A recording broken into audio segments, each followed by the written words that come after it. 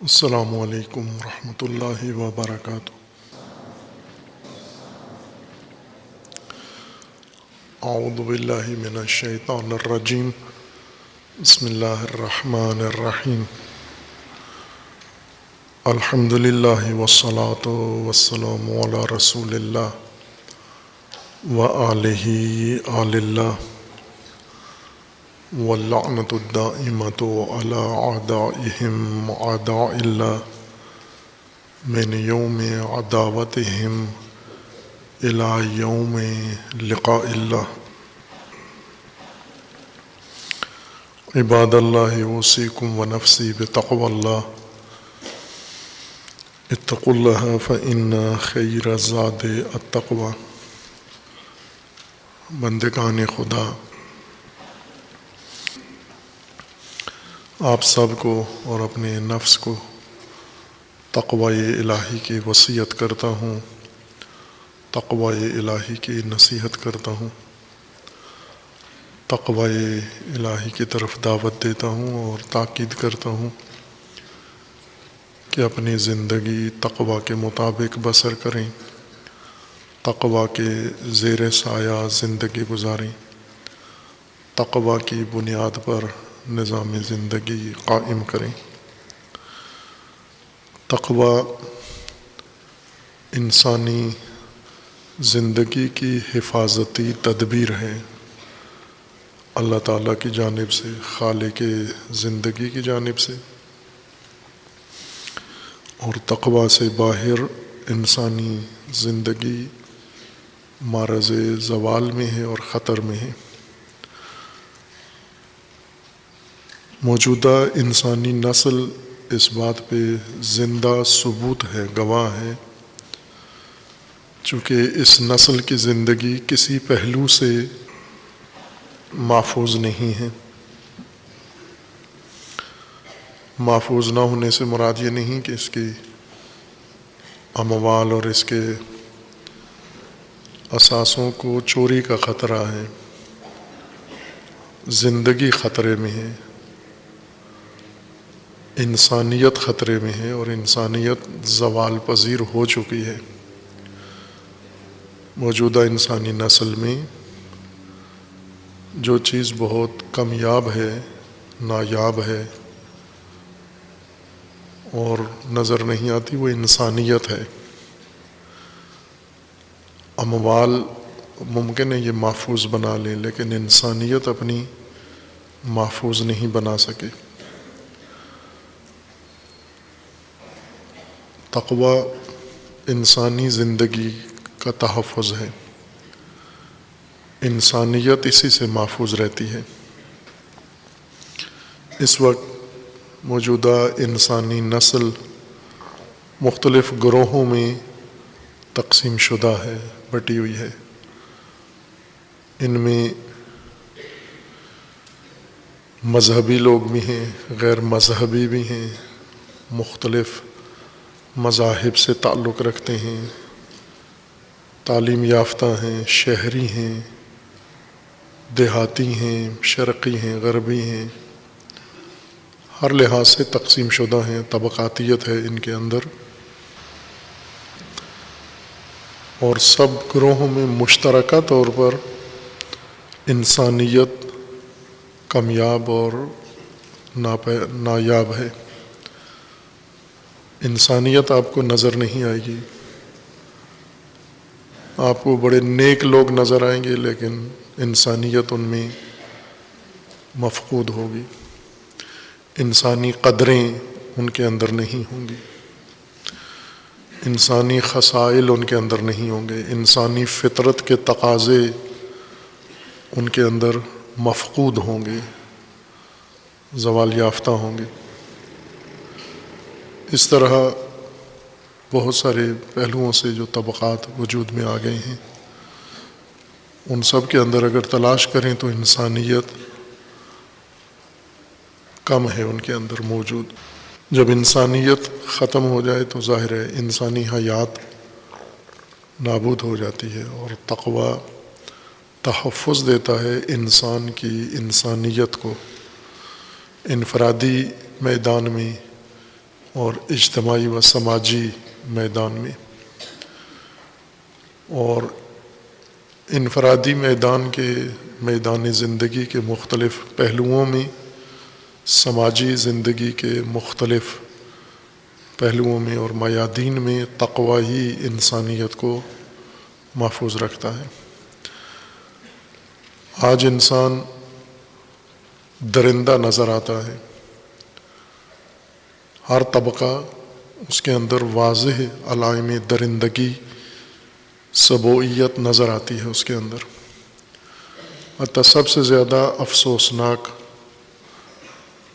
انحطاط و زوال انسانیت کا مذہبی طبقہ کے اندر ہے، چونکہ تقوی مذہب کی تعلیمات میں سے ہے، دین کی تعلیمات میں سے ہے، لیکن دینی تعلیمات اس طرح سے تعلیم دی جاتی ہیں، نصاب ان کا ایسے تدوین کیا جاتا ہے، بنایا جاتا ہے، اور اگلی نسل کو بتایا جاتا ہے کہ اس میں تقوی نصاب کا حصہ نہیں ہوتا۔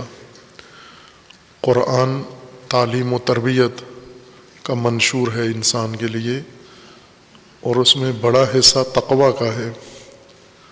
قرآن مجید میں سب سے زیادہ سبق تقوی کا پڑھایا گیا ہے، لیکن دینی نصاب جو مذہبی لوگوں کو پڑھایا جاتا ہے، خواہ وہ مدارس میں ہو یا وہ منابر پر ہو یا وہ تبلیغ کی شکل میں ہو، کسی بھی صورت میں مذہب میں تقوی آٹے میں نمک کے برابر بھی نہیں ہوتا۔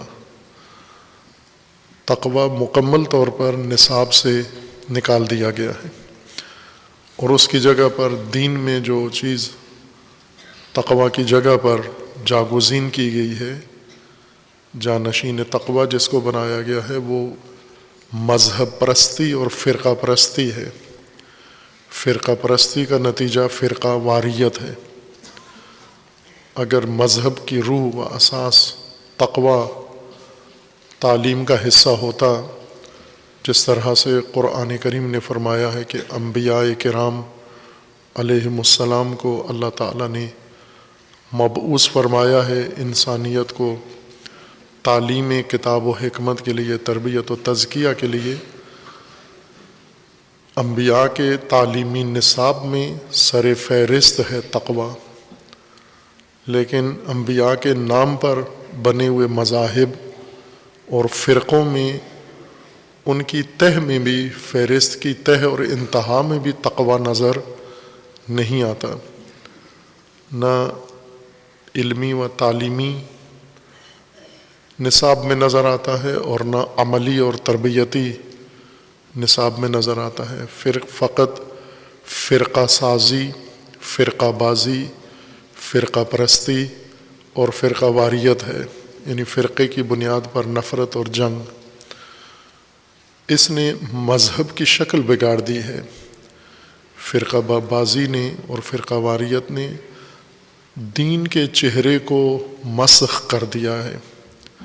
دین میں فرقے بنائے، پھر فرقوں میں جنگیں شروع ہوئیں، اور فرقوں کے نام پر جو تعلیمات وجود میں آئی ہیں، روح دین انہوں نے ہلاک کر دی ہے، ختم کر دی ہے۔ جبکہ قرآن کریم دین کا منشور ہے، فرقے کا نہیں ہے۔ قرآن کسی فرقے کی کتاب نہیں ہے، قرآن دین کا منشور ہے اور انسانیت کے لیے ہے۔ قرآن کا مخاطب کوئی فرقہ نہیں ہے، قرآن کا مخاطب انسان ہے۔ ایھا الناس، ناس اور انسانیت مخاطب ہے، اور اس کی تعلیم تقوی ہے، تمام انسانیت کے لیے یکساں۔ اور آج اگر قرآن کریم سے کسی کی دلچسپی ہے تو وہ فرقہ بنانے کے لیے قرآن سے جو مواد اسے نظر آتا ہے یا وہ سمجھتا ہے کہ اسے فرقہ سازی کے لیے، فرقہ بازی کے لیے استعمال کیا جا سکتا ہے، ان آیات الہیہ کو، وہ آیات فرقہ سازی کے لیے انتخاب کر لیتے ہیں، لیکن ہدایت کے لیے نہیں، نہ ہی ان کی ہدایت مند تفسیر کی جاتی ہے، اور ہدایت گر تفسیر بھی ان کی نہیں کی جاتی۔ اس لیے تقویٰ ایک اجنبی موضوع ہے، عملی طور پر تذکروں میں زیادہ ہے، خطابات میں زیادہ ہے، لیکن عمل میں اجنبیت ہے، نامانوس ہے۔ موجودہ نسل انسانی تقویٰ سے نامانوس ہے، اور باقیوں کا نامانوس ہونا تعجب کی بات ہے، لیکن مذہبی طبقے کا نامانوس ہونا تقویٰ سے اور اجنبی ہونا، بیگانہ ہونا تقویٰ سے، یہ زیادہ تعجب آور ہے۔ اللہ تعالیٰ نے تقویٰ کی تعلیم کے لیے، تربیت کے لیے مختلف عوامل ذکر فرمائے ہیں، اور ان میں قرآن کریم کو تقویٰ کی بنیاد قرار دیا ہے۔ ایک بڑا عامل قرآن کریم ہے، یہ منشور الدین تقویٰ کی کتاب ہے۔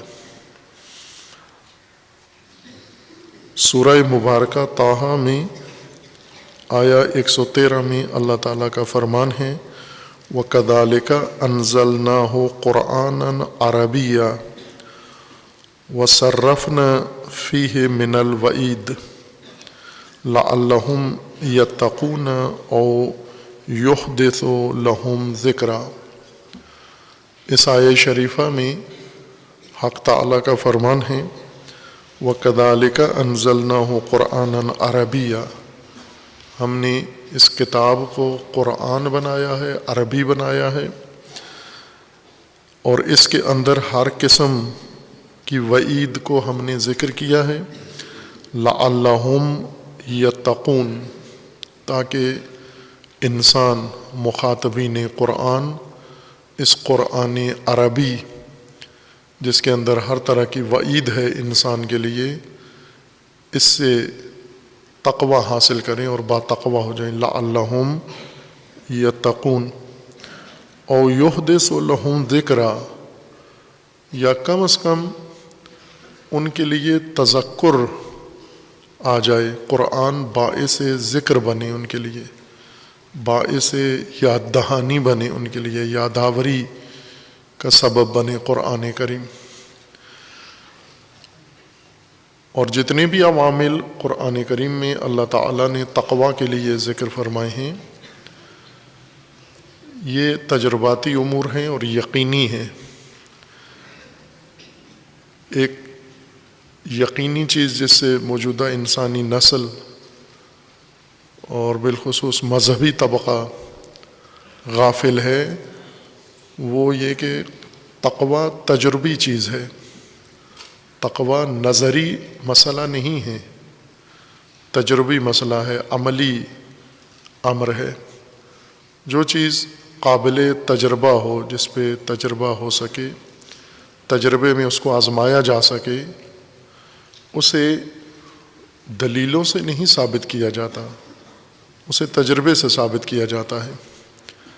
جیسے روزمرہ چیزیں ہیں، ابھی یہ وبا جو 2 سال سے انسانیت کو اپنی لپیٹ میں لیے ہوئے ہے،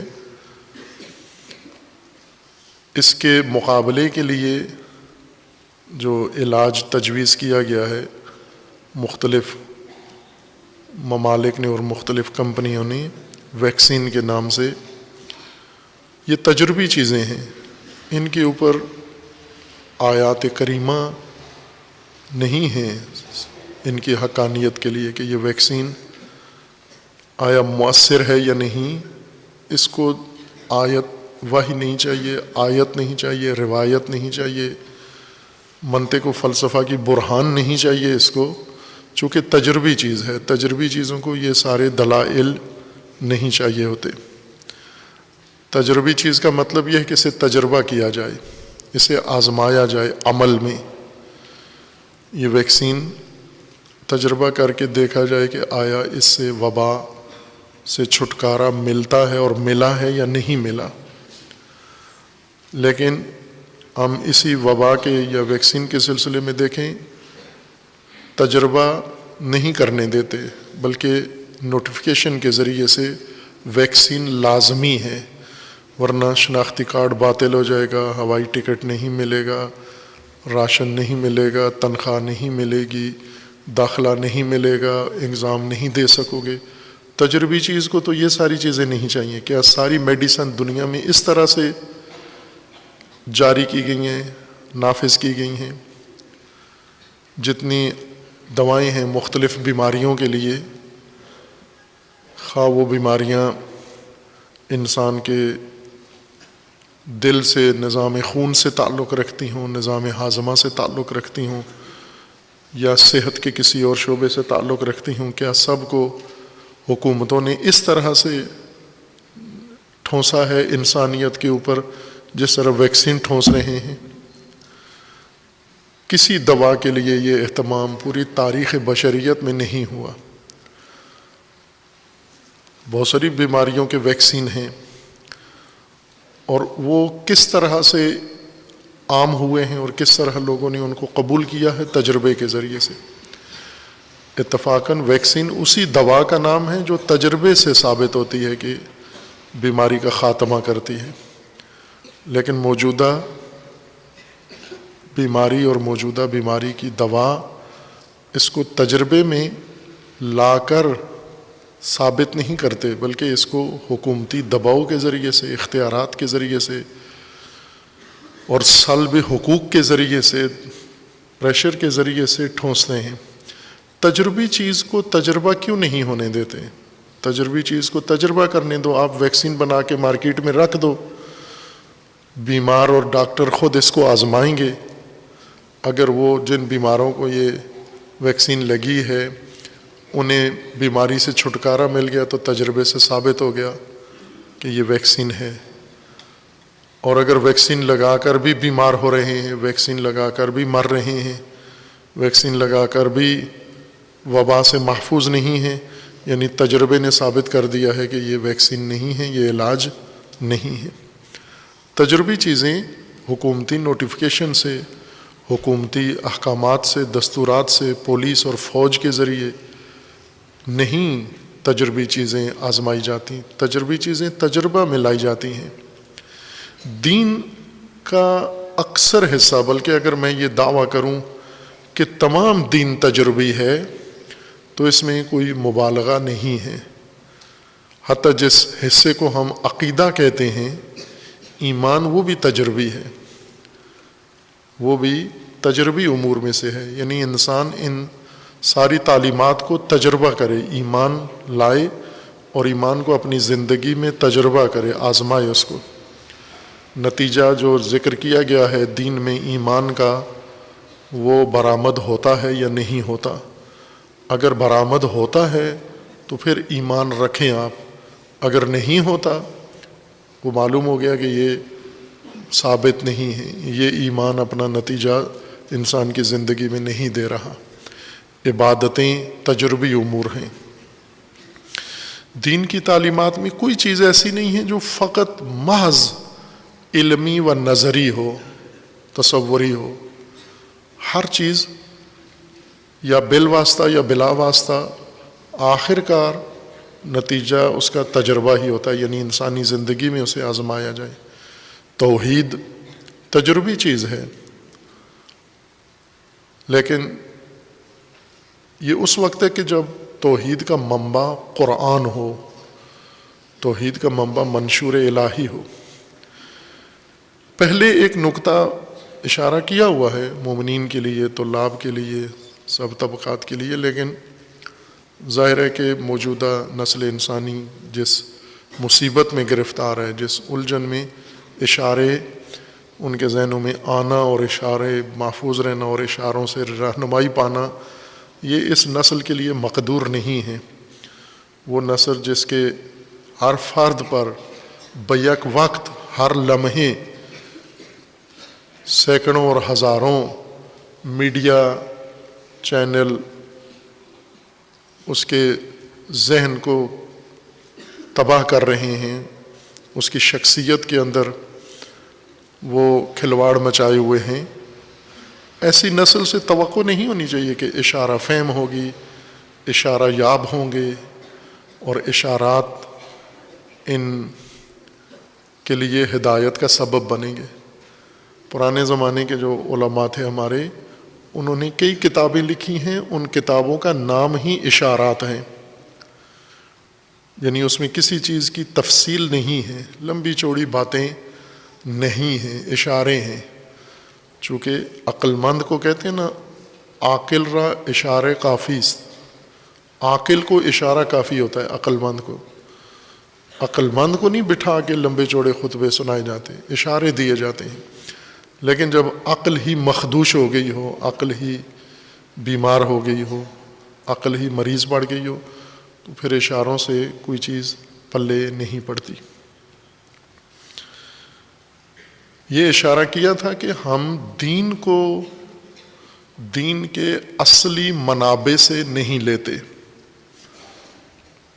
مذہبی دنیا میں جو ایک الجھن ہے، اور ساری مذہبی دنیا میں ہے، عیسائیت میں ہے، یہودیت میں ہے، اسلام میں ہے، اسلام کے مختلف فرقوں میں ہے، شیعہ میں ہے، سنی میں ہے، پھر ان کے آگے ذیلی شاخیں، ان سب میں یہ مشترکہ الجھن ہے کہ ان میں سے کوئی فرقہ، مذہب دین کو دین کے اصلی منابع سے نہیں لیتے، واسطوں سے لیتے ہیں، ثانوی منابع سے لیتے ہیں. مثلا دین کا اصلی منبع قرآن ہے تمام نسلوں کے لیے. یوں نہیں ہے کہ صحابہ کے لیے قرآن تھا اور بعد والوں کے لیے صحابہ، ایسے نہیں ہے. پہلی نسل اسلام کی صحابہ تھے، قرآن ان کے لیے ہدایت تھا. دوسری نسل تابعین ہے، ان کے لیے بھی قرآن، خود قرآن. نہ کہ پہلی نسل کے لیے صحابہ، پہلے نسل صحابہ کے لیے قرآن، تابعین کے لیے صحابہ، تبع تابعین کے لیے تابعین، تبع تابعین کے لیے تبع تابعین، اور پھر یہ سلسلہ چلتا رہے. یہ نہیں کیا قرآن کریم نے. ہر ایک کے لیے بغیر واسطے کے قرآن ہدایت ہے، ہر ایک کے لیے. پچھلی نسل کے لیے قرآن، اس نسل کے لیے قرآن، اگلی نسل کے لیے قرآن، اس سے اگلی نسل کے لیے قرآن. قرآن ہے اصلی منبع دین کا. باقی جو قرآن سے لے کر انہوں نے پیش کیا ہے، یہ ثانوی منابع آ جاتے ہیں. علوم ثانوی منابع ہیں ہدایت کے، چونکہ قرآن سے لیے گئے ہیں باتیں، مطالب، یہ ثانوی منابع ہیں. تفسیرات، قرآن کی تفسیریں بھی ثانوی منبع ہیں. قرآن کی تفسیر یعنی مفسر کو جو قرآن سمجھ آیا ہے، یا اس نے جیسے قرآن سمجھا ہے. بعض اوقات ہوتا ہے نا کہ آپ قرآن کو کیسے سمجھنا چاہتے ہیں، آپ کیسے سمجھنا چاہتے ہیں، قرآن ویسے ہی سمجھ میں آتا ہے. آپ کیسے سمجھنا چاہتے ہیں، یہ اہم نکتہ ہے. مثلا شیعہ جب قرآن پڑھتا ہے تو قرآن کو کیسے سمجھنا چاہتا ہے، سنی جب قرآن پڑھتا ہے قرآن کو کیسے سمجھنا چاہتا ہے. قرآن سے میں پاکستان کی مثالیں دیتا ہوں. قرآن سے الحاد ثابت کیا گیا، کتابیں لکھی گئی ہیں کہ نعوذ باللہ قرآن الحاد کی کتاب ہے. قرآن سے لبرلزم ثابت کیا گیا ہے، قرآن سے سیکولرزم ثابت کیا گیا ہے، قرآن سے تشدد ثابت کیا گیا ہے، قرآن سے دہشت گردی ثابت کی گئی ہے. بلکہ ابھی تو یہ تازہ آپ کے زمانے کی مثال ہے، حالیہ گزشتہ زمانے کی، بہت بعید کی نہیں، ماضی قریب کی مثال ہے کہ نعوذ باللہ قرآن سے گالیاں ثابت کی گئی ہیں. آپ قرآن کو جیسا سمجھنا چاہتے ہیں قرآن ویسے سمجھ آتا ہے آپ کو.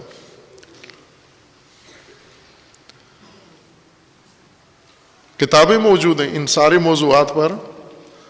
قرآن سے الحاد کی کتاب موجود ہے پاکستان میں، لکھی ہے اور بڑی مقبول ہوئی، سارے پاکستانیوں نے بڑی پسند کی۔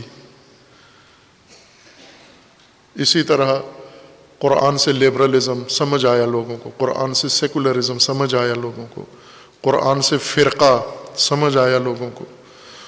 تو یہ تو قرآن نہیں ہے، یہ قرآن سے انسان نے حوالہ قرآن کا دے کے سامنے قرآن کو رکھ کر قرآن کے اوپر اپنا نظریہ ٹھونسا ہے۔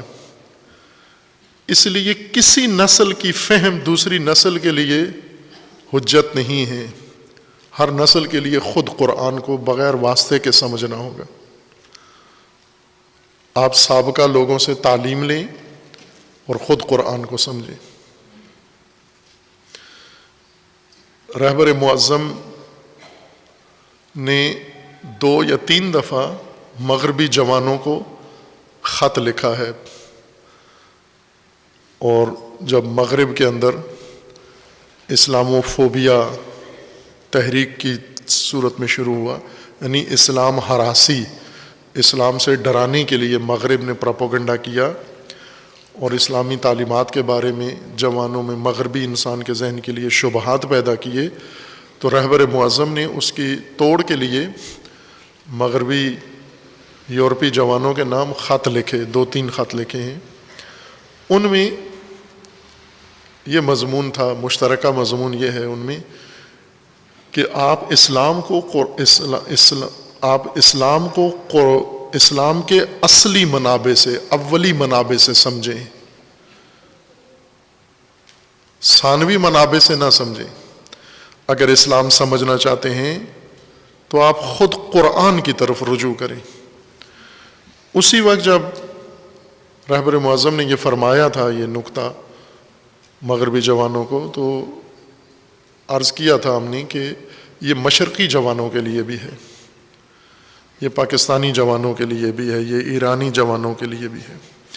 چونکہ مغربی جوان اس مصیبت میں کم گرفتار ہے کہ اسلام کو ثانوی منابع سے سمجھتا ہے، مثلا اسلام کو فلاں فرقے کی کتاب پڑھ کے، فلاں عالم کی کتاب پڑھ کے، فلاں تفسیر سے سمجھتا ہے۔ یہ تو مغربی تو نہ قرآن پڑھتا ہے نہ تفسیر پڑھتا ہے، نہ بالواسطہ اسلام کو پڑھتا ہے نہ بلا واسطہ پڑھتا ہے۔ اصل مشکل مشرقی جوان کی ہے، مسلمان جوان کی مشکل ہے، یہ مصیبت میں گرفتار ہے، یہ اسلام کو اسلام کے اصلی منابع سے سمجھنے کے لیے تیار نہیں ہے، یہ قرآن کو اسلام کی بنیاد نہیں سمجھتا۔ ابھی بھی آپ کوئی دین کا مسئلہ دیکھنا ہو تو قرآن کی طرف رجوع نہیں کرتے، آپ علماء کی کتابوں کی طرف رجوع کرتے ہیں۔ ان میں کیا، اگر قرآن کی آیت لکھا ہوا بھی ہو، یہی نماز جمعہ ہی کو لے لیں کہ نماز جمعہ واجب ہے یا نہیں، قرآن کی طرف کوئی رجوع نہیں کرتا، سب توضیح المسائل کی طرف رجوع کرتے ہیں۔ یہ اصل مصیبت ہے، مشکل ہے۔ مشرقی جوان، مسلمان جوان مشکل میں پڑا ہوا ہے۔ اور اگر ہم قرآن سے دین کو اخذ کریں تو قرآن کا دین ثانوی منابع کے دین سے شاید مختلف ہو، بلکہ ہے مختلف، یقیناً مختلف ہے، فی الجملہ مختلف ہے، یعنی بعض موارد میں مختلف ہے۔ قرآن کا دین کچھ اور ہے اور تفسیروں کا دین کچھ اور ہے، کتابوں کا دین کچھ اور ہے، فرقہ پسند علماء کا دین کچھ اور ہے، فرقوں کا مذہب کچھ اور ہے، قرآن کا کچھ اور ہے۔ اس لیے ہمیں قرآن سے دین اخذ کرنا ہے۔ یہ وقت لگے گا میرے خیال میں، اگر اس بات کو روزانہ 100 آدمی روزانہ تکرار کریں 100 دفعہ، 100 بڑے علماء، 100 مبلغین، 100 خطیب، روزانہ 100 معلم موجودہ نسل کو سمجھانا شروع کریں، روزانہ 100 دفعہ 100 آدمی تکرار کریں، 100 سال تک تکرار کریں، تو شاید یہ مان جائیں کہ ٹھیک ہے، قرآن ہی منبع ہے اصلی۔ چونکہ یہ مبالغہ نہیں ہے، صدیوں سے یعنی ایک بات پر 1000 سال سے 1100 سال 1200 سال ایک بات پہ تکرار ہوا ہے، اور 1200 لوگوں نے تکرار کیا، اور روزانہ 1200 دفعہ تکرار کیا ہے کہ قرآن کے متبادل منابع کی طرف رجوع کریں، دین وہاں سے لیں، قرآن کے بغیر دین لیں، تو یہ بات پک جاتی ہے ذہن میں۔ اس لیے اس بات کو ختم کرنے کے لیے اگر یہ تبلیغ شروع ہو کہ 100 بڑے علماء، مراجع تقلید کی سطح کے علماء روزانہ 100 دفعہ اس موجودہ نسل کو سمجھائیں تو 100 سال لگیں گے، یہ بات ان کے ذہنوں سے نکلے کہ ہم نے دین کو قرآن سے لینا ہے۔ دین کا اصل منبع قرآن ہے ہر نسل کے لیے۔ یوں نہیں ہے کہ اس نسل نے پہلی نسل سے لینا ہے، پہلی نسل نے اس پہلی نسل سے لینا ہے۔ یہی تو اللہ تعالیٰ کا لطف ہے، کرم ہے انسانیت کے اوپر، ہر نسل کو دین کا فریش منبع دیا ہوا ہے، باسی نہیں دیا، تازہ دیا۔ قرآن ہر نسل کے لیے تازہ منبع ہے۔ یوں نہیں کہا کہ ایک نسل قرآن سمجھے، یہ سمجھ کر دوسری نسل کو بتائے، وہ سمجھ کر، پھر تو آخر میں ہندوستان پہنچتے پہنچتے تو قرآن باقی ہی نہیں رہے گا، یہ تو گرنتھ بن جائے گا، یہ تو پتہ نہیں کیا بن جائے گا قرآن، اور بن گیا ہے۔ ابھی اللہ کا قرآن تلاوت کے لیے ہے، کل خوانی کے لیے ہے، تراویح کے لیے ہے، اللہ کا قرآن ادھر استعمال ہوتا ہے۔ فتویٰ کے لیے فرقہ، مذہب، فتویٰ کے لیے قرآن منبع نہیں ہے، فتویٰ کے لیے علماء، بزرگان، ان کے تعلیمات کو دیکھا جاتا ہے۔ اس لیے آسان کام نہیں ہے، راسخ مطلب ذہن سے نکالنا دشوار ہے۔ تقویٰ کا بڑا عامل قرآن کریم نے، اللہ تعالیٰ نے قرآن کو ذکر کیا ہے، وَكَذَلِكَ أَنزَلْنَاهُ قُرْآنًا عَرَبِيًّا، ہم نے ایسے ہی قرآن کتاب کو قرآن عربی قرآن بنا کر نازل کیا ہے، عربی قرآن کی صورت میں یہ کتاب پیش کی ہے۔ کس لیے؟ لَعَلَّهُمْ يَتَّقُونَ، یہ عربی قرآن تقویٰ کا عامل ہے۔ لیکن عربی قرآن کو پہلے عرب پڑھے، عرب پڑھ کے پھر عجم پڑھے، عجم پڑھ کے پھر اگلا کوئی ہندی پڑھے، ہندی پڑھ کے پھر کوئی بنگالی پڑھے، پھر بنگالی پڑھ کے کوئی نیپالی پڑھے، پھر نیپالی پڑھ کے کوئی اور پڑھے، پھر وہ آ کے پاکستانی قوم کو بتائے دین کیا ہوتا ہے، تو یہ بیچ میں تو قرآن ختم ہو جائے گا۔ قرآن تو نیپال میں ہی ختم ہو جائے گا، نیپال تک ہی نہیں پہنچے گا۔ یہ قرآن عربی ہر ایک نسل کے لیے منبع ہے، اسی کی طرف رجوع کرنا ہے آپ نے۔ آپ کے والد صاحب قرآن سے یہ سمجھے تھے، ٹھیک ہے، وہ سمجھے تھے، ان کے لیے حجت ہے۔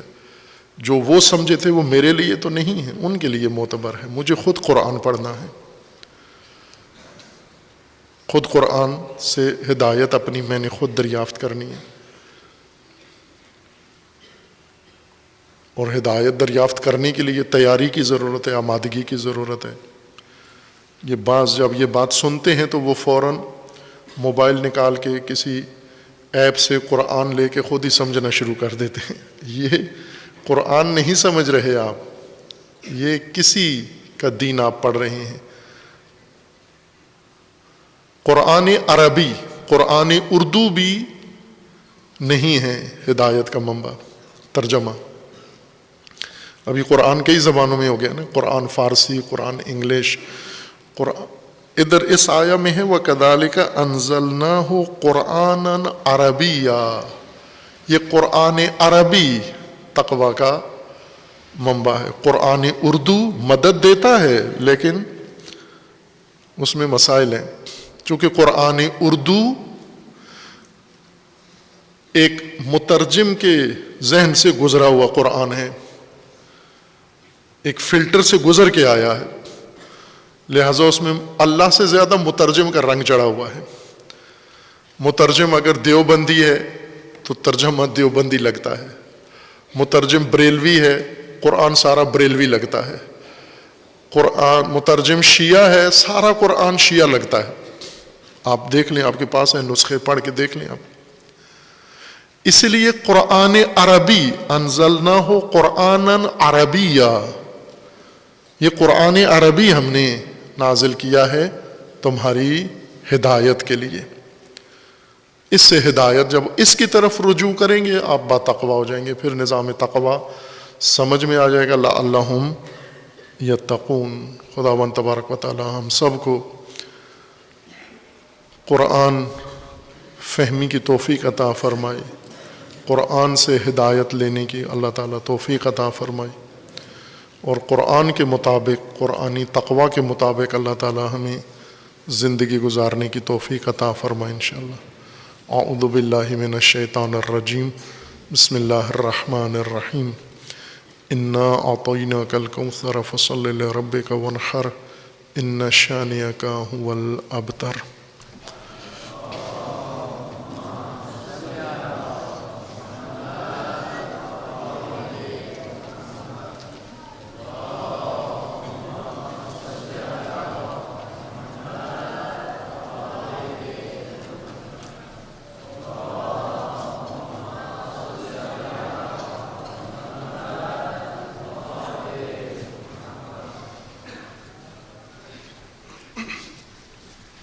اعوذ باللہ من الشیطان الرجیم، بسم اللہ الرحمن الرحیم۔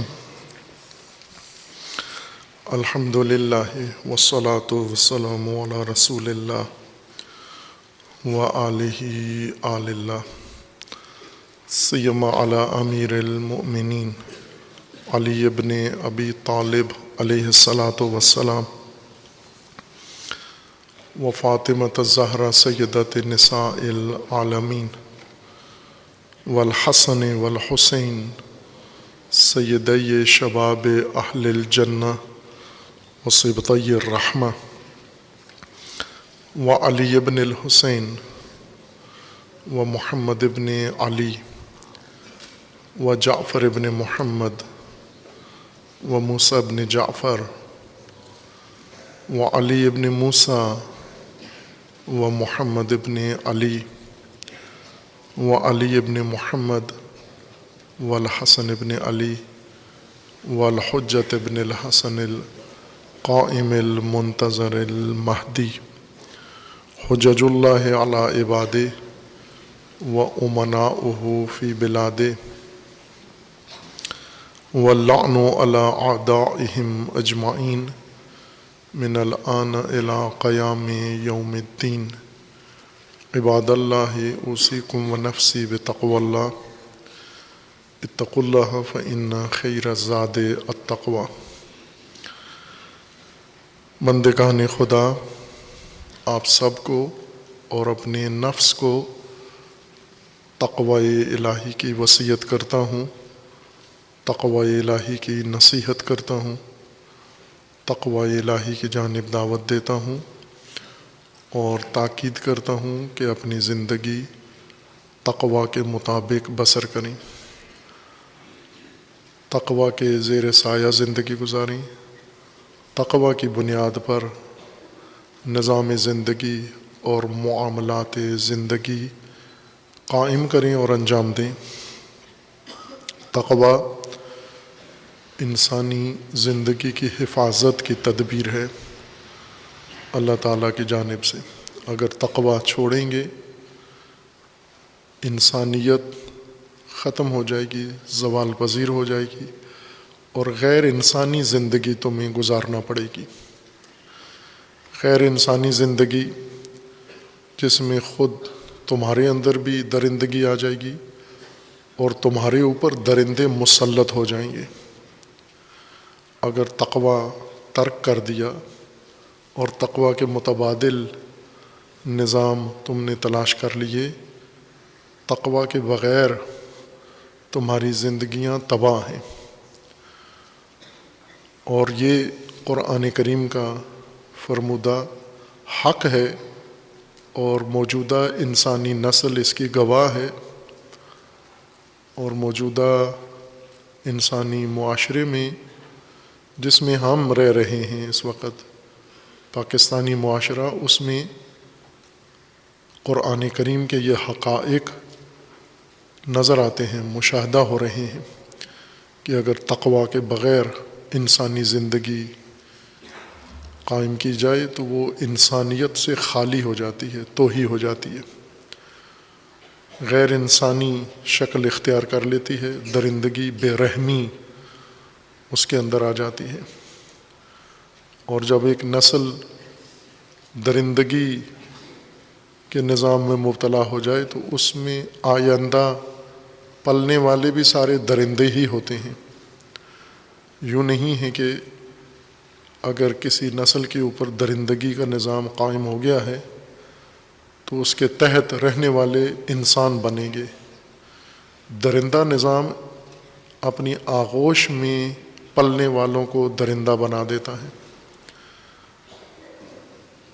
یہ قصے کہانیوں میں یہ چیزیں موجود ہیں کہ جنگلات میں رہنے والے بعض افراد کے بچے بھیڑیے اٹھا کے لے، کہانیاں ہیں، قصے ہیں، شاید کہیں واقعیت بھی رکھتی ہو یہ چیز، لیکن عموماً قصے کہانیوں میں ہے کہ کسی انسانی بچے کو جانور اٹھا کے لے جائیں، بندر اٹھا کے لے جائیں اور بندر کی آغوش میں انسان کا بچہ پرورش پائے، اور پھر یہ جوان ہو کر، بڑا ہو کر 20-30 سال کی عمر میں انسانی بستی میں یہی انسان کی نسل آئے تو اس میں کوئی چیز انسانی نہیں ہوگی، اس میں ہر چیز بندروں والی ہوگی۔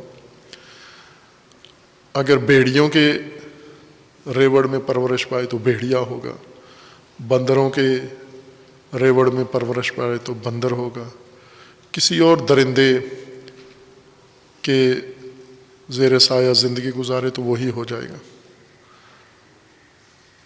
موجودہ انسانی معاشرہ اس کا شکار ہو گیا ہے۔ آپ دیکھیں یہ درندگی عالمی سطح پر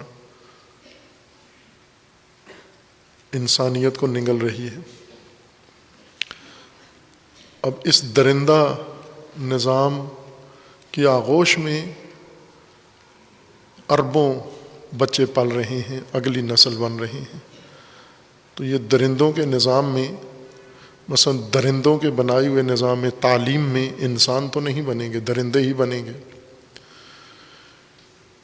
درندوں کے بنائے ہوئے پرورشی نظام میں درندے بنیں گے، درندوں کے بنائے ہوئے سیاسی نظام میں اگلی نسل درندہ بنے گی، دہشت گردوں کے آغوش میں پلنے والے دہشت گرد بنیں گے۔ یہ مناظر دہشت گردوں نے فلما کے ساری دنیا کو ثبوت کے طور پر فراہم کیے ہیں۔ چھوٹے چھوٹے بچے، نابالغ بچے، ابھی شاید 10 سال کی عمر کو بھی نہیں پہنچے، اور خنجر لے کے وہ انسانوں کے گلے کاٹ رہے ہیں۔ دہشت گردوں کے چھوٹے چھوٹے بچے عراق میں، شام میں، پاکستان میں، افغانستان میں یہ کام تکرار ہوا ہے اور ہو رہا ہے۔ دہشت گردوں کی آغوش میں پلنے والے دہشت گرد ہوں گے، وہ تو انسان نہیں ہو سکتے، درندے ہیں۔ اور یہ درندے جو دہشت گرد ہیں یہ بھی کسی درندہ سیاسی نظام اور درندہ صفت حکمرانوں کی آغوش میں پلے ہیں، انہوں نے بنایا ہے، اور وہ درندہ حکمران اور سیاست دان وہ کسی اور درندہ صفت نظام کا حصہ ہیں، استکباری اور استعماری درندہ نظام کا حصہ ہیں۔ ایک نسل ہے درندوں کی جو انسانیت کے روپ میں انسانی جسموں میں پل رہی ہے اور بن رہی ہے۔ یہ صرف تقویٰ سے ممکن ہے واپس انسانیت کی طرف اس نسل کو لایا جائے۔ چونکہ ہمیں ہر طرف درندگی ہی نظر آ رہی ہے، اس لیے حساسیت ہماری ختم ہو رہی ہے، اور ہم اگر اپنے اندر دیکھیں تو وہ درندگی کی صفات اندر انسان کے اپنے اندر بھی موجود ہیں، لیکن اپنی صفات انسان کو نظر نہیں آتی۔ انسان اپنی کمزوریاں، اپنے عیب، اپنے اندر منفی پہلو کبھی بھی نہیں دیکھ سکتا. اس بابت اندھا ہوتا ہے انسان، اعمیٰ ہے. دوسروں کی کمزوریاں اسے نظر آتی ہیں، اپنی نظر نہیں آتی. تو درندہ ماحول میں رہنے والا وہ کسی حد تک درندگی اس میں آ جاتی ہے، مستثنا نہیں ہوتا. یہ نہیں کہہ سکتا میں پاک پاکیزہ ہوں. یہ جب وقت آتا ہے تو پتہ چل جاتا ہے کہ یہ بڑا نیک، بڑا سلجھا ہوا درندہ ہے. یہ بھی اندر سے درندہ ہے، وقت آنے دیں.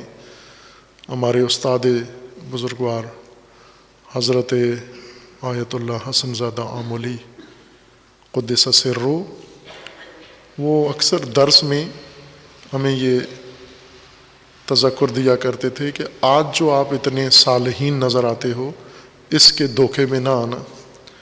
وقت آنے دو، وقت بتائے گا کہ آپ کیا ہو. اس وقت پتہ چلے گا. آج طالب علم ہو محروم، نہ کوئی اختیار ہے، نہ کوئی منصب ہے، نہ کوئی ذمہ داری ہے، نہ کوئی امانت ہے تمہارے ہاتھ میں. آج تو کچھ بھی نہیں ہو، بالکل محروم انسان ہو. کل کو وقت آنے دو، کوئی مسئولیت تمہیں ملے، کوئی ماموریت تمہیں ملے، کوئی بیت المال تمہارے ہاتھ آئے، کوئی منصب تمہیں مل جائے گا، پھر پتہ چلے گا تم کیا ہو. وہ یہ فرماتے تھے کہ یہ جو آج ہو تم، یہ تمہاری اصلی شخصیت نہیں ہے، یہ عارضی ہے. اس کے دھوکے میں نہ آنا. یعنی آج اگر تمہیں طمع نہیں ہے تمہارے اندر، تو یہ نہ سمجھنا کہ طماع انسان نہیں ہو. طالب علمی کے زمانے میں کل کو جب فارغ التحصیل ہو جاؤ گے، شخصیت بن جاؤ گے، کوئی مقام بن جائے گا، کوئی مسئولیت تمہیں مل جائے گی، کوئی عہدہ تمہیں مل جائے گا، پھر دیکھنا تم کیا ہو. اصلی شخصیت اس وقت تمہاری ابھر کے سامنے آئے گی، وہاں پتہ چلے گا. اور یہی وقت آنے پر درندگی سامنے آتی ہے. یہ کتنے نورانی چہرے، بڑے پاکیزہ چہرے جو نظر آتے ہیں، وقت آنے پر انتہائی سفاک بن جاتے ہیں، درندے بن جاتے ہیں. اور بننا چاہیے، چونکہ بے تقوی نظام میں انہوں نے پرورش پائی ہے، اور بے تقوی نظام انسان کو درندہ بناتا ہے. اس درندگی کے آثار ساری دنیا چکھ رہی ہے، ہم بھی اس خطے میں چکھ رہے ہیں. ملکی حالات اور عالمی حالات، ہر طرف دیکھیں آپ کو وحشی اور درندگی کا ماحول نظر آتا ہے، بے رحمی کا ماحول نظر آتا ہے. اور یہ دینی تعلیمات میں ہے کہ جب تم تقوی کا راستہ چھوڑ دو گے تو اس کی سزا کے طور پر تم پر ایسے حکمران مسلط ہوں گے جو تم پر رحم نہیں کھائیں گے. کیا پاکستانی قوم یہ احساس کرتی ہے کہ ان گزشتہ 70 سالوں میں کوئی حکمران رحم دل آیا ہے ان کے اوپر جس نے رحم کھایا ہو عوام پر؟ ایک سے بڑھ کر ایک بے رحم حکمران آئے ہیں. جب نیا حکمران آتا ہے تو پچھلا اچھا لگنا شروع کر دیتا ہے. یہ یاد کرتے ہیں لوگ، پچھلا اچھا تھا، وہ بہتر تھا اس سے. یہ بے رحمی کی دنیا کی نشانی ہے یہ، کہ ہر آنے والا پہلے سے زیادہ درندہ خوتر ہوگا. ابھی جو موجودہ صورتحال ہے اس میں یہی کچھ ہم روزمرہ مشاہدہ کر رہے ہیں، جس میں ایک بڑی بے رحمی عوام کے لیے، یہ روزمرہ کی زندگی حکمرانوں نے محال کر دی ہے. مہنگائی،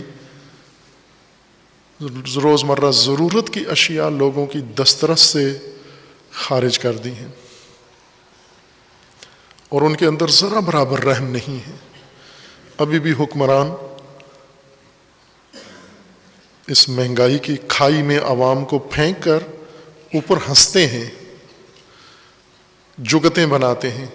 کبھی یہ کہتے ہیں کہ چینی کے 9 دانے کم کر لیں، 1 روٹی کم کھائیں، تمسخر اڑاتے ہیں.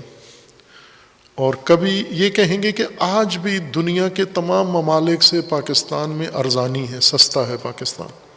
وہ بھی یہ ہنستے ہیں عوام کو اس مصیبت میں ڈال کر. اور یہ مصیبت باہر سے نہیں آئی، یہ مصیبت عوام نے خود اپنے ووٹوں سے چنی ہے.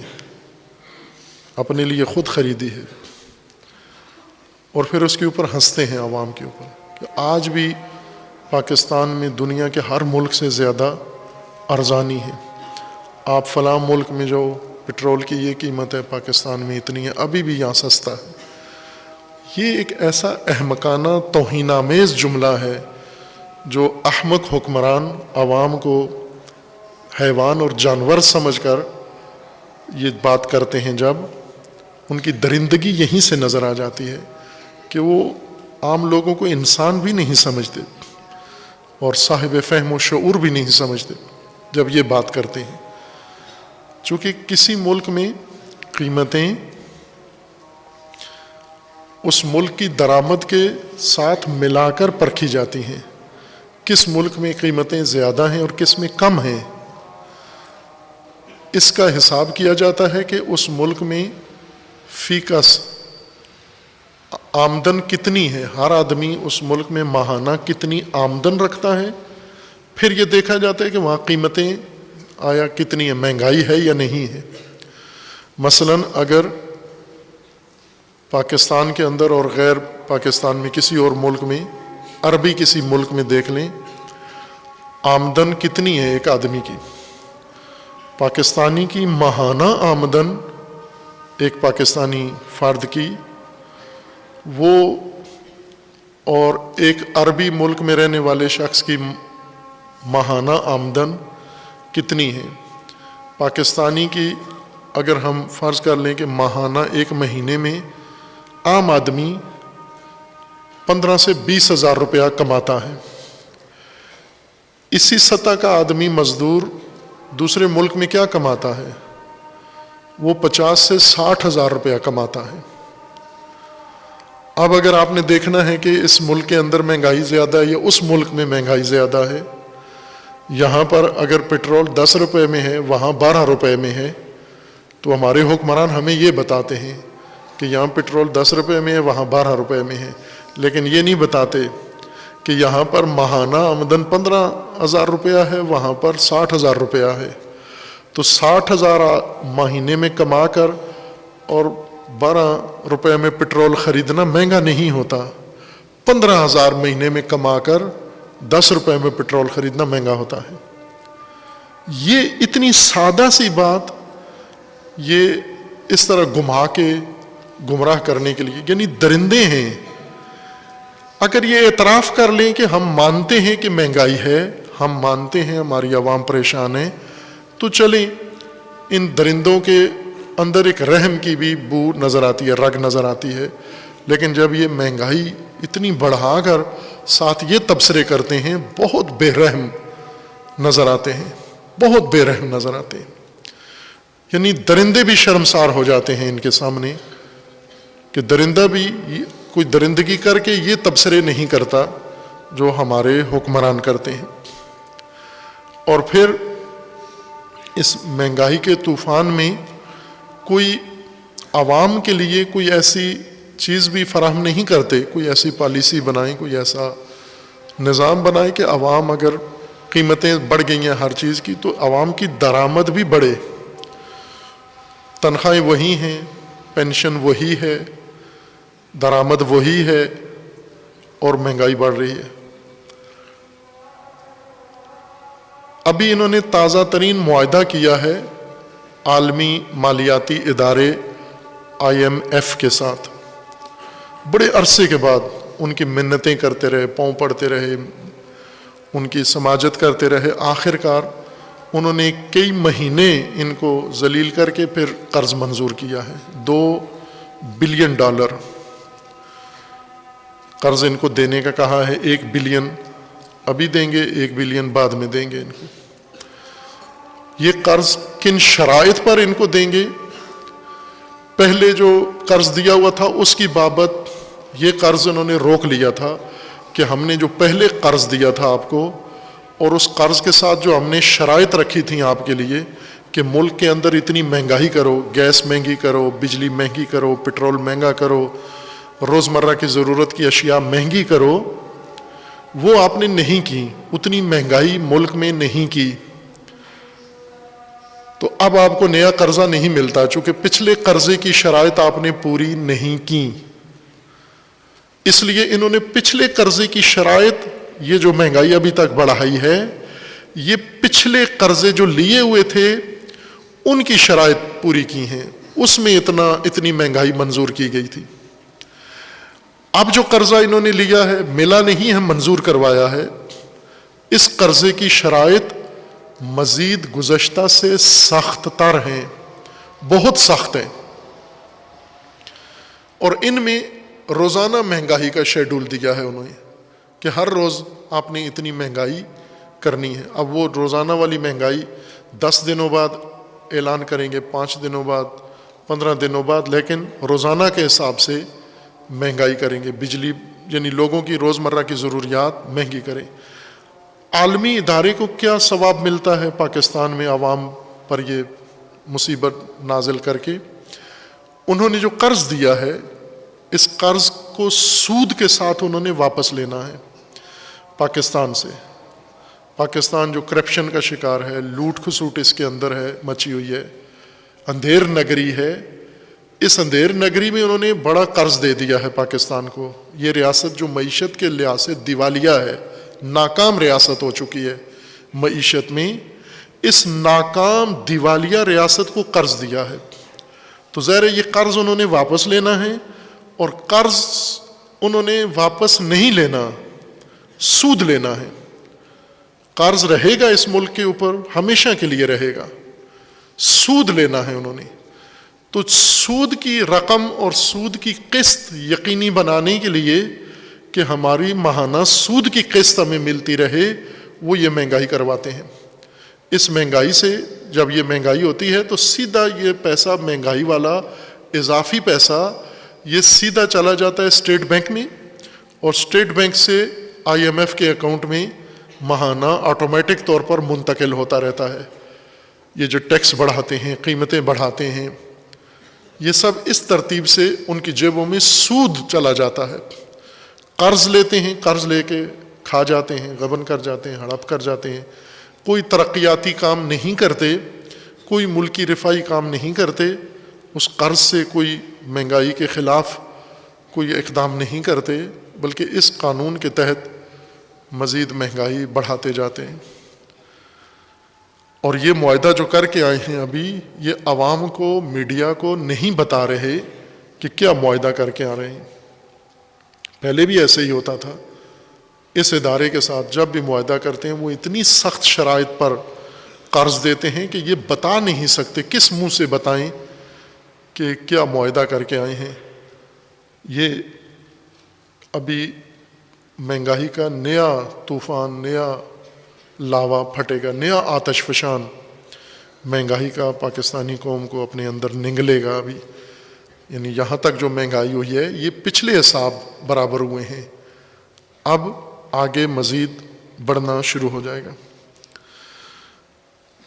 اور آپ دیکھیں کہ حکمران، سیاستدان دو گروہوں میں تقسیم ہوئے ہیں، حکمران اور حزب مخالف۔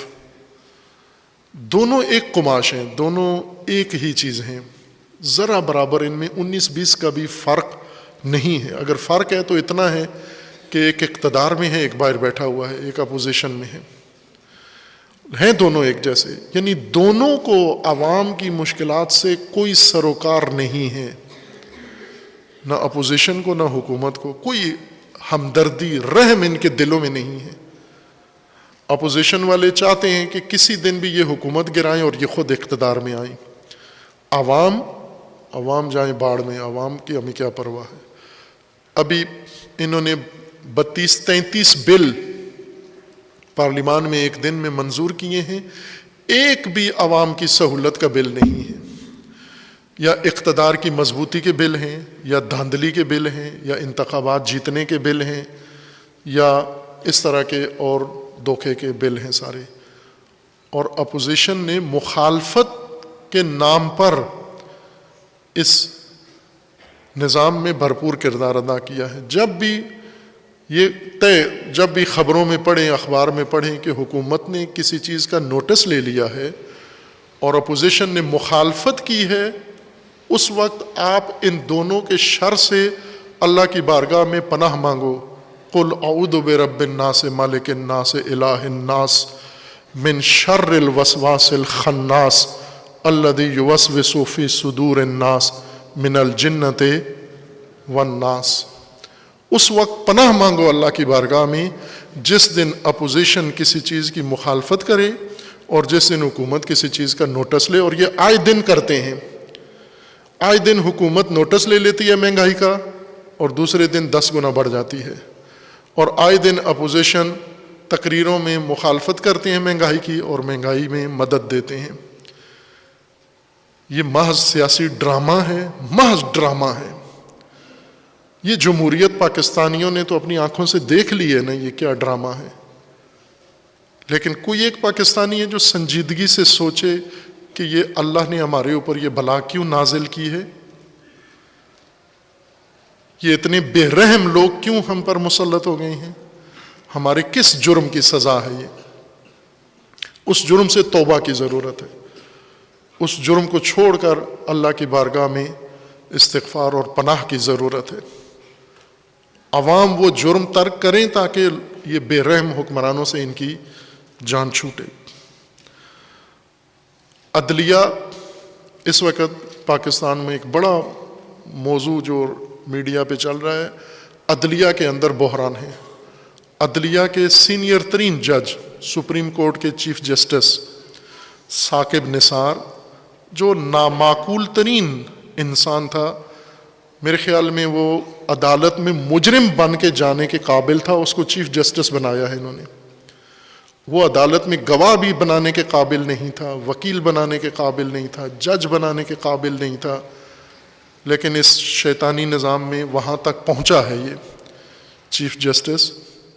اور اپنی 2 سالہ یا کتنی اس کی تھی مسئولیت، اس دوران اس نے جو اودم مچایا، جو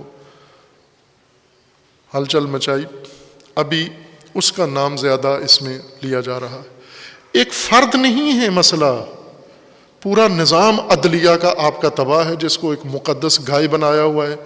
عدلیہ پر تنقید نہیں کر سکتے، عدلیہ پر اعتراض نہیں کر سکتے، توہین عدالت ہو جاتی ہے، ان ججوں کی توہین ہو جاتی ہے.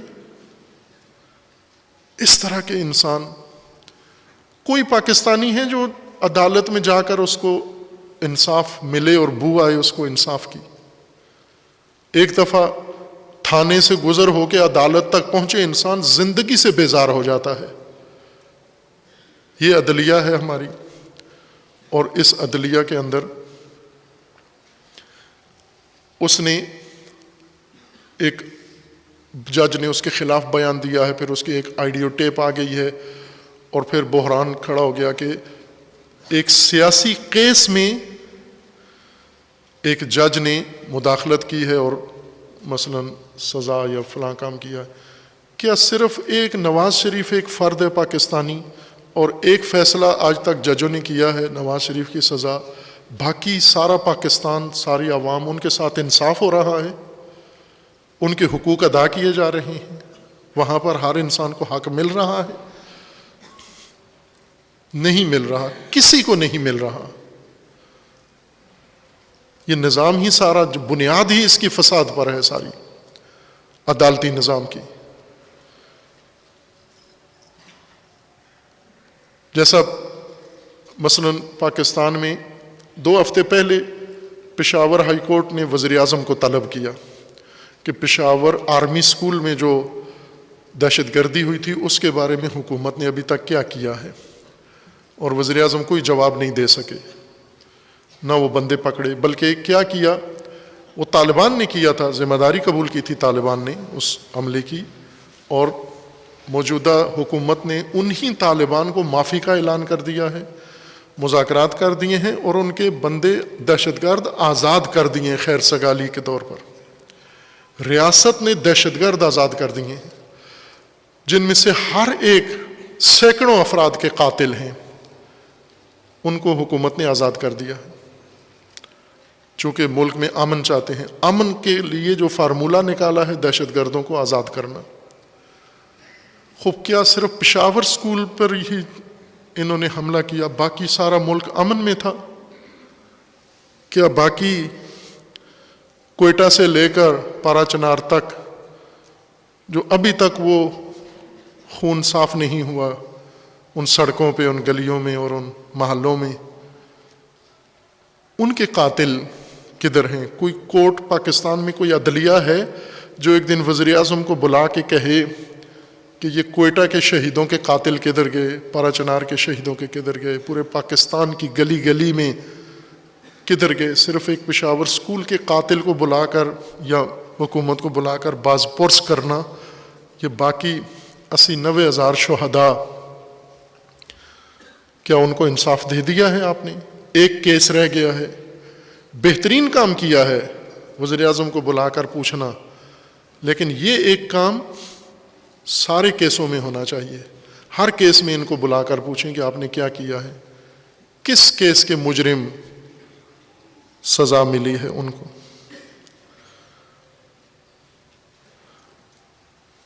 وزیر اعظم صاحب ہمارے، انہوں نے حکومت میں آنے سے پہلے اپنے اصول بیان کیے ہوئے تھے کہ اگر میں حکومت میں آیا تو یہ کام کروں گا۔ ان میں سے ایک انہوں نے یہ بڑا ڈنکی کی چوٹ پر، اور ایک دفعہ نہیں کئی دفعہ کہا ہوا تھا کہ حکومتیں اور سابقہ حکمران قرضے لے رہے ہیں، ملک کو تباہ کر رہے ہیں، بچہ بچہ مقروض ہو گیا ہے، اور اب میں اگر مجھے حکومت ملے گی تو میں کسی عالمی ادارے سے، IMF سے قرضہ نہیں لوں گا، اگر IMF کے پاس مجھے جانا پڑا تو میں خودکشی کر لوں گا، یہ انہوں نے کہا، اور ریکارڈ میں موجود ہے، کبھی کبھی میڈیا چلا دیتا ہے یہ کلپ ان کا۔ خوب جیسا کہ انہوں نے خود کہا تھا کہ یہ بڑے لیڈر ہیں، اور بڑے لیڈر کی علامت یہ ہے کہ وہ اپنی کی ہوئی بات سے پھر جائے، یو ٹرن لے لے۔ یہ ان کا اپنا بنایا وہ خود ساختہ فارمولہ ہے کہ بڑا لیڈر وہ ہوتا ہے جو بات کر کے پھر جائے، اور اس بات سے بھی پھر گئے ہیں کہ IMF سے اگر قرض لینا پڑا تو میں خودکشی کر لوں گا۔ اس بات سے انہوں نے ہٹ گئے ہیں، چونکہ IMF تو خودکشی مانگتا ہے، تو انہوں نے وہ بات چھوڑ دی، خودکشی کے بجائے عوام کشی کا نظریہ اپنا لیا کہ میں کیوں مروں عوام کے لیے، IMF سے قرضہ لے کے میں کیوں خودکشی کروں، خود عوام خودکشی کریں، لہٰذا یہ مہنگائی عوام کشی ہے، عوام کشی ہے یہ۔ اب یہ بھی ایک ان کے نظریے میں بڑے لیڈر کے طور پر یہ فرق آیا ہے کہ خودکشی کے بجائے عوام کشی کو انہوں نے ضابطہ بنا لیا ہے۔ یہ مصیبت عوام خود اپنے آپ سے ٹال سکتے ہیں، یہ مصیبت اپنی گردنوں سے ہٹا سکیں، بے رحم حکمرانوں سے لوگ خود جان چھڑا سکتے ہیں۔ اللہ کا بھی قانون یہ ہے، سنت خدا یہ ہے کہ جب تم خود بے رحم حکمرانوں سے نجات کے لیے سوچو گے تو اللہ بھی تمہیں نجات دے دے گا، جب تک خود نہیں سوچو گے اللہ کی طرف سے تمہیں کوئی نجات نہیں ملنی ہے۔ خداوند تبارک و تعالی تمام دنیا میں امت اسلامیہ کو ظلم و ستم سے نجات عطا فرمائے، ان ظالمین کو اللہ ظلم سمیت نابود فرمائے۔ خداوند تبارک و تعالی تمام مظلومین عالم کو ان ظالموں کے شر سے نجات عطا فرمائے، اور مملکت پاکستان کی خدا حفاظت فرمائے، اس ملک کے عوام کو خدا ہر مصیبت و عذاب سے نجات عطا فرمائے، بے رحم حکمرانوں سے، دہشت گردوں سے، اندرونی بیرونی دشمنوں سے، فرقہ پرستوں سے، فرقہ بازوں سے، فتنہ گروں سے پروردگار ان عوام کو نجات عطا فرمائے۔ خداوند تعالیٰ ان لوگوں کو بیداری و شعور عطا فرمائے، محبت و الفت و اخوت عطا فرمائے انشاءاللہ۔ خداوند تعالیٰ تمام مریضوں کو شفا عطا فرمائے، اور پروردگار جو مومنین اس دنیا سے رحلت کر گئے ہیں ان سب کو جوار رحمت میں مقام نصیب فرمائے انشاءاللہ۔ اعوذ باللہ من الشیطان الرجیم، بسم اللہ الرحمن الرحیم، قل هو اللہ احد اللہ الصمد لم یلد ولم یولد ولم یکن لہ کفوا احد۔